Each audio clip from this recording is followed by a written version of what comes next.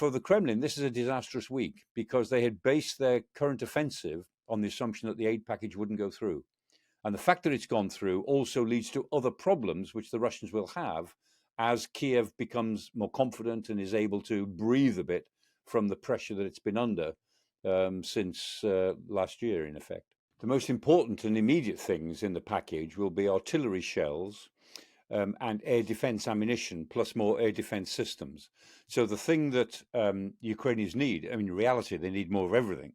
But the things that they need this week and this month are artillery shells, 155 millimeter, 152 millimeter, tank rounds, 120 millimeter rounds for tank guns, and ammunition and systems for air defense. In particular, they need more Patriot batteries, and Patriot batteries are about $1 billion each. And of that, about 400 million is the cost of the battery, and up to 600 million is the cost of the different ammunition, a lot of ammunition that they fire. So they need air defense quickly because the Russians are able to use their air force in a standoff mode from many miles away, throwing glide bombs into cities like Kharkiv and along the front line, which is playing havoc with Ukrainian defenses. So if they can neutralize that quickly, that will make a big difference. But then beyond that, beyond ammunition and anti-aircraft artillery, they need more equipment of every sort so that they can reorganize themselves properly for the rest of the year. The problem the Ukrainians have, first of all, is missiles and glide bombs hitting their cities. So Chernihiv, Sumy, and particularly Kharkiv, which is the second city right on the Russian border, or the border with Western Russia, are very vulnerable. Now, Kharkiv is a big city, but the Russians look as if they are trying to do to that city what they did to Mariupol down in the south. It's a bigger city and they'll find that more difficult. But they're going for the power, the water supplies. They're trying to actually make life intolerable in the city, and they're attacking civilian areas. And they're doing it in two ways. One is with ballistic missiles, such as the Iskander missile, which is not impossible to defend against, but you need good anti-aircraft systems like the Patriot to defend against an incoming ballistic missile. And the other way they're doing it is with these glide bombs called the FAB 500, FAB 500, and there's a FAB 1500. And the 500 is a 500 kilo bomb, which is 1,000 pounds. The 1500 is a 1,500 kilo bomb, which is 3,000 pounds. In effect, it's about 1.5 tons of warhead. And these are very old bombs, and the Russians have got literally thousands and thousands of these bombs, but they found a way of fitting little wings to them and giving them a very crude guidance system.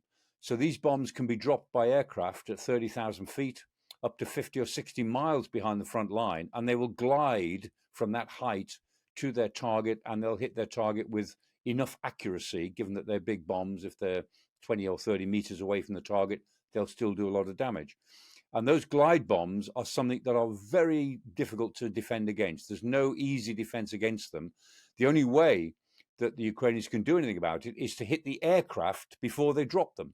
And that means that they either have to have good anti-aircraft missiles, long-range, high-altitude missiles, which they are now going to get, so they can target these aircraft when they are 30 and 40 miles away from the front line. But also they need their own aircraft. They need their F-16s and whatever other aircraft they may be able to get, and they're not going to get them soon. But they need them to be flying in some numbers to protect the airspace above their own front lines, and maybe to chase some of these Russian bombers, these Su-34s, Su-35s, into Russia. They've got to chase them way behind the front lines to keep them from dropping their glide bombs. The glide bomb, it sounds like a rather specific thing, but it's actually it's a weapon that's made a big difference to Ukraine over the last few months. The package is not quite too little too late, but it's certainly on the wrong side of the right time to arrive, put it that way. I mean, if this package had come in October when it was first proposed, then far fewer Ukrainians will be dead. Far fewer Russians will probably be dead, actually. And in fact, the Ukrainians would have maintained their lines and have been able to take a breath over the winter. Because this package has been delayed, they have lost some territory. They've certainly lost an awful lot of people because of it.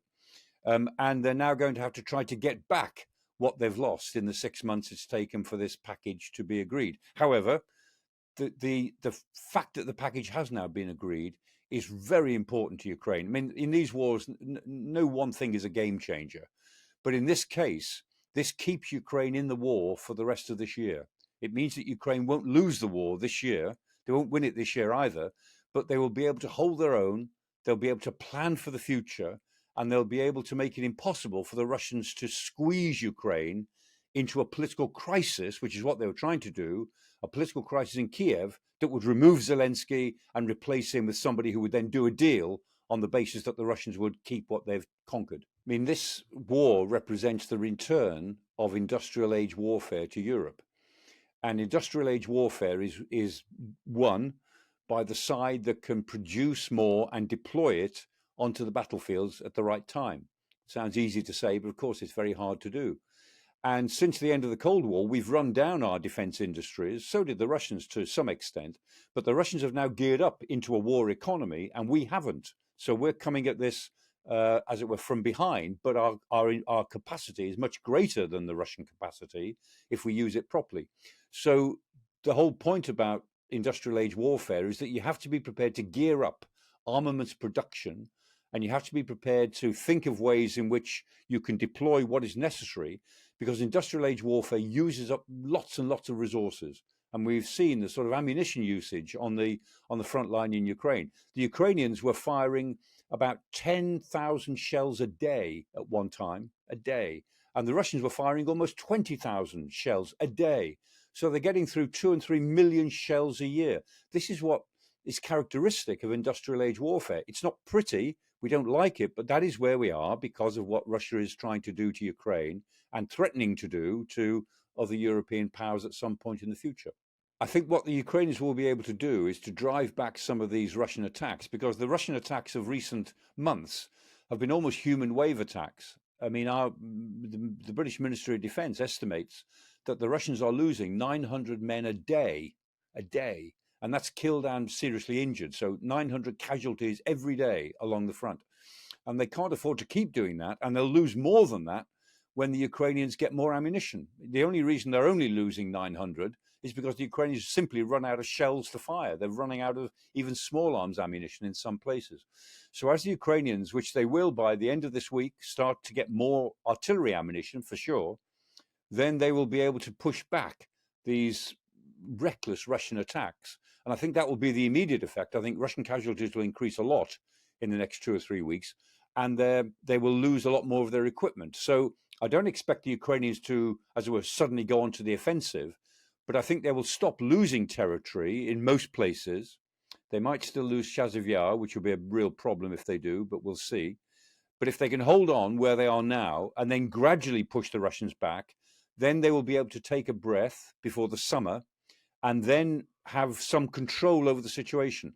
The problem for the Ukrainians is that everything was happening helter-skelter, and they were losing control of what they were trying to do. If you can dig in and establish, as it were, a stalemate on the front, you then can start to plan for what you do next. And one of the most important elements of this aid package that was agreed at the weekend in the United States is that it now allows the Ukrainians to plan for the future. They couldn't plan when they were falling back throughout with lack of ammunition. Now they can begin to plan for what they do in the future. And of course, they want to try to get it right for the end of the year and into next year, when they might be able to make a more decisive difference. I think the Kremlin had assumed that the aid package wouldn't go through. Part of their offensive all the way around the front was based on the idea that they could squeeze the Ukrainians, and that the United States would not deliver the aid package, and therefore they would create a political crisis in Kiev.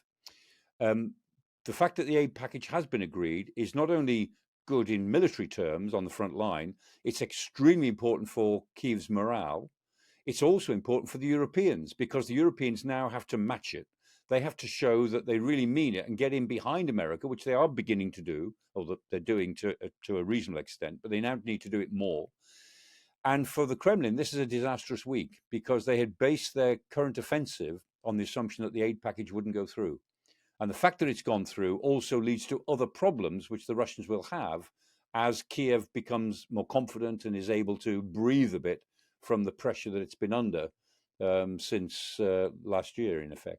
The problems that the Russians will now have is that their current offensive, which is not very strong strategically, but it is pressuring in all places, that will run out of steam. They will have used up a lot of equipment. They'll have had a lot of men killed and injured, and they will get exhausted. Putin demanded that they press all the way along the front, and you can only do that for so long before the troops get exhausted. And if they don't achieve objectives and give themselves a chance to rest, if they themselves come under pressure, which may now be the case, then they literally lose combat effectiveness. And that may well happen. And the Russians are already trying to pretend that this aid package is very dangerous. It increases the danger of a nuclear exchange. And they use this magic word nuclear all the time. Every time something goes wrong for them, they threaten nuclear war. And the real nuclear threat is no greater now than it was before this war started. But the Russians always use the phrase because they try and frighten everybody with it. And there's some evidence that they have succeeded in frightening some people with it. And so that's what they're doing now. And so whenever they start to threaten nuclear Armageddon in Europe, you know that they're having a bad day. And that's what they've been doing since Saturday. It's very interesting to work out why Trump has changed his view a little bit on Ukraine and why he gave Mike Johnson the leeway to change his view. I don't know what the answer is, but I suspect it was that Trump was looking at the buildup of commentary about it because, I mean, he says that he can stop the war. If he becomes president, he'll stop the war in 24 hours. And the reason he can do that is that he'd cut off all aid and Ukraine would have to surrender. I mean, every war will stop within 24 hours if one side surrenders, and that was his solution to the war. And I think, in a way, going into the presidential election, I think either he or his people around him perceived that was not going to play very well when it was subject to real scrutiny on the campaign trail. You know, his supporters will believe it because they believe anything he says, but the middle ground people will actually be a bit wary of the idea that this man will stop a war by telling the side that's been victimized, the side that's been attacked, simply to give up and surrender. And I think when Trump thought about it, I think he realized that he needed greater nuance in his stance. And the nuance he provided was enough to put this aid package, within the realms of the possible. And it goes with a few caveats. There's some face-saving caveats in it, which were not in the original package, so that there's some control over the way the money is spent in Ukraine, though most of it is spent in America. There's some discretion for the president to pull the whole thing back if he didn't think it was being spent properly. I'm sure that's not unreasonable. There were some issues in it regarding the supply of Atacama missiles, the ground attack missiles, that gives the president some discretion. But on the other side of it, it was also accompanied by a bill to seize up to $8 billion worth of assets that are presently frozen and give them to Ukraine. And that goes above and beyond what anybody expected, because that's actually quite a big step and quite a controversial step. And I was genuinely surprised to see a Republican measure suggesting that. But there you are, they've done it. And so that's a bonus for Ukraine, although it may create some legal complications down the line. Freezing assets are one thing, but freezing them and then seizing them is another, legally complicated, and it sends out a bad message to investors for the next number of years. But we'll see how that works out. The Europeans are stepping up their support in lots of different ways. The EU had a 50 billion euro package, which they thought would help to compensate for the lack of an American package. And then that 50 billion package was accepted, but has been put into installments, so it won't have the same effect, but it will be useful. But on the other hand, a lot of European countries individually now, given that if they can't use the EU framework in the way that they had hoped, they're doing things individually. So the Estonians have scoured the world looking for artillery shells and have come up with about 1.2 million shells that they can buy. The Czech Republic has done the same. They've come up with about 1.3 million artillery shells that they think they can buy. And so there's over 2 million artillery shells available that would fit Ukrainian systems, which will cost about 3 billion euros to buy. So if the Europeans can commit that money, they can pull these shells in. Now, that won't happen immediately because they're not sitting in Poland already. They've got to be brought from other countries and checked and all the rest of it. That will take time. But the Europeans, both individually and collectively in the EU, are now beginning to really get behind Ukraine. And the American decision on US aid on Saturday, in a sense, will galvanize that, I think. It will actually create the situation whereby the Europeans now have got to get behind the American act. It challenges them to do the same, and they need to be seen to do the same. Because I think the message has got through to European leaders, most of them, if not to all of their publics, that this is serious. This is not a war of choice. I mean, Putin is making war in Europe and threatening everybody. And unless he is seen to fail, we will all be a great deal poorer and less sensitive. And I think that message is now clear. I mean, different European countries have different views of what they should do about it, but very few European leaders and European publics now think we shouldn't do anything about it. We should leave it. Most Europeans now understand that this is our problem and we've got to take it on. And I think that's very different to the situation of a year ago.